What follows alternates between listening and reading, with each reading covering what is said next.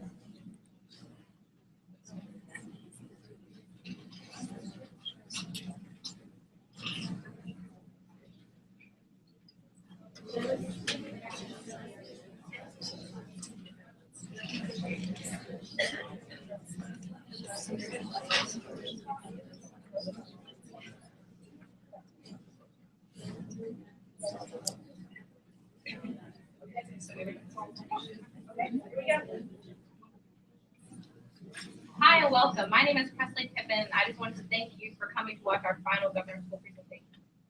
For my senior internship, I kind of planned ahead what I wanted to do in my 11th grade year. I was very eager, and I knew 3 things that I wanted to incorporate into my senior internship. One, I wanted to make sure that the internship that I chose kind of had the same values that I had. And I wanted to utilize the time to help me prepare for maybe studying something in the future that I could do as a career.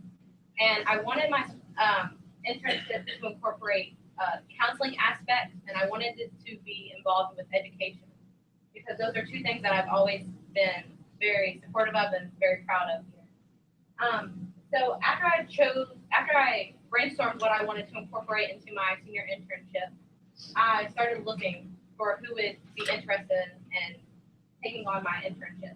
And I got in contact with Tower River Elementary School and their school counselor there. She was very eager, and she was very willing to help me complete my senior internship. Over the summer, we kind of lost contact, and we had already set a date as to what day we were going to meet. And it turned out that she'd actually relocated to another school, so I had to revamp my idea and find another way to complete my senior internship. So I contacted Nelson County Middle School, and I knew that they were having a new school counselor come in. And I asked Dr. Dunnick if he was willing to talk to her and explain what had happened with my other mentor. And so he did, and it turned out that she was willing to help me complete my senior internship. And then I went back and I contacted Tower River Elementary School because I was really eager to work in the elementary school setting. And it was lucky enough that I knew the school counselor that was going to be working there, and he also accepted after approval. My mentor at Nelson County Middle School was Ms. Megan Meter. She's a graduate from Penn State. And my mentor from Tower River Elementary School was Mr. David Hill, who was a graduate from Lynchburg College. The duties that I did for each part of my internship was very different. At the elementary school level, I was not very involved in the students' lives. I did a lot of lesson planning for guidance lessons. I did a lot of character building and promoting good character around the school. I don't know if you guys remember the columns like respect and integrity. So we got those involved in the classroom. We did a lot of, well, I did a lot of research in my downtime when he was in meetings. So he allowed me to use his resources from his college, and so that helped me a lot to complete some of my research for my research project. With him, I also completed most of my community service.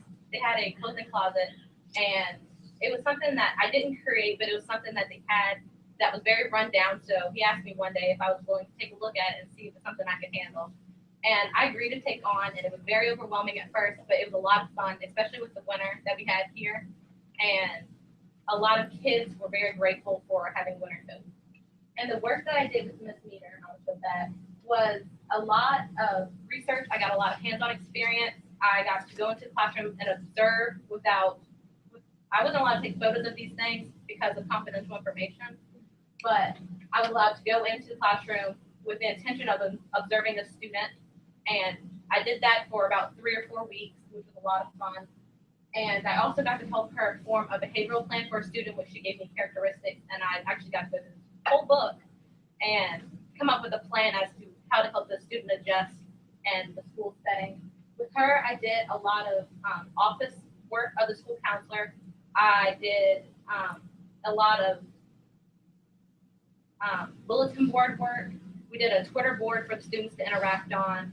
And I had the intentions of creating a Pinterest peer girl group, which is something that they had at the middle school, which was my idea, but the way my schedule worked and theirs, I wasn't able to be there. But she told me that it was something that was very successful and that the kids loved doing. So that was a lot of fun.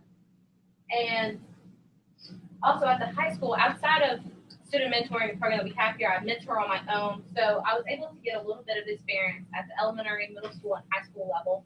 So I was able to use what I learned from my internship to help the students that I was working with. And for my internship, all the information that I gathered really reflected what my research question was, which was what counseling methods best provide the best benefits for children of different ages.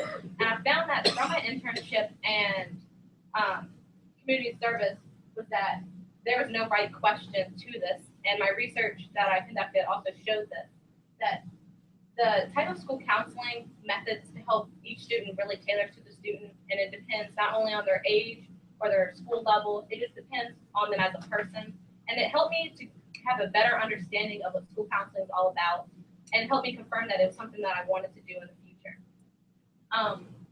School counseling is as a job that gets often taken for granted. It's something that I've seen that if you didn't have a school counselor in a school system, that a lot of things would not work. A lot of students would be very misbehaved, and a lot of programs wouldn't work the way that they should work. So I was really happy and lucky that what I saw from my experience from my internship really coincided with the research that I conducted. So that was very interesting.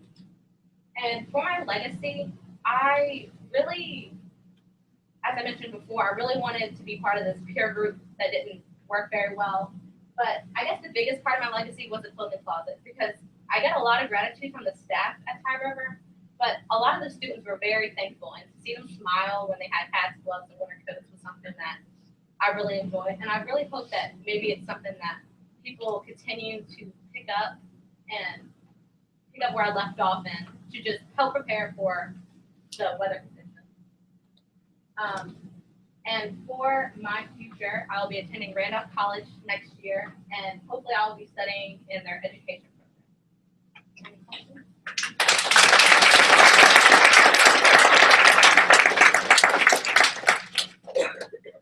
Peter, go ahead. So you say you want to go to counseling. What age level did you find the most rewarding? Like elementary, middle, high school, or where did you kind of feel like you found your niche? Definitely either middle school or high school, because I saw that from Mr. Hill's perspective, which he loves his job and he finds it very rewarding, is that that's one of the most difficult age groups to really work with, because a lot of the kids, especially K through 2, you have to be able to communicate with them on a very interesting level. Like he would communicate with them through dolls or, and I forgot to mention, I did informational interviews to help me prepare for my internship, and an art therapy was another form of is people lack the kids lack the communication skills, so you have to be able to communicate with them on another level. And I found that it was very easier at the middle school and high school level to communicate and have an adult conversation. So it's much more direct.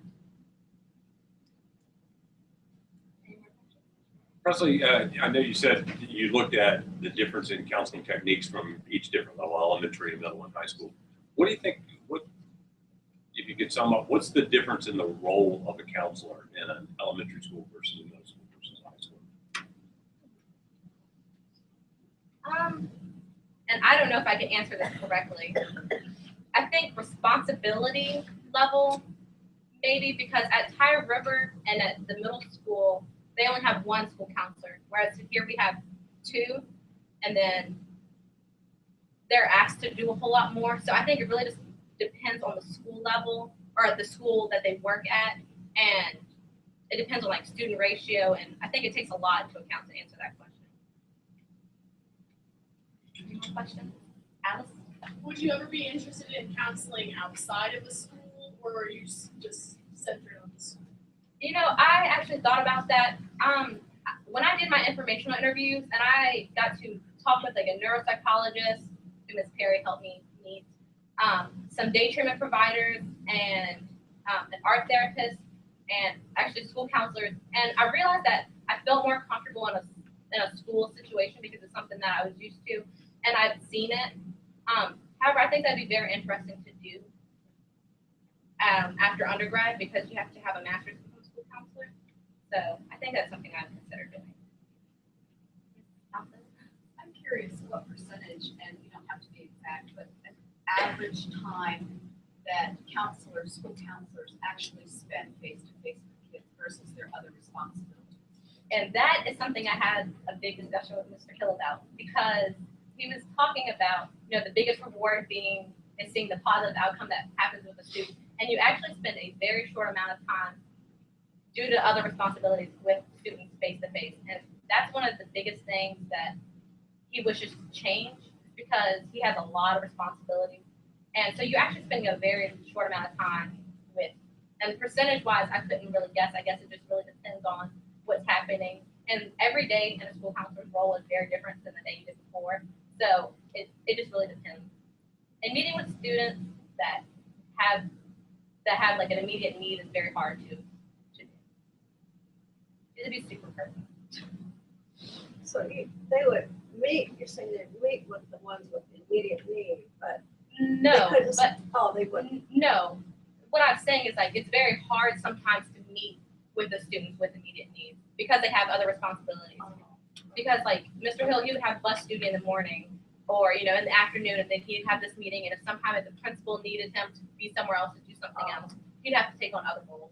And I've seen that in my research is that like school counselors used to just be teachers who had this additional role. So they actually came up with a position to do this. And it just really depends on the school system. Some school systems have school counselors that are, you know, doing counseling all the time, but some places, due to lack of stuff, that they don't have that.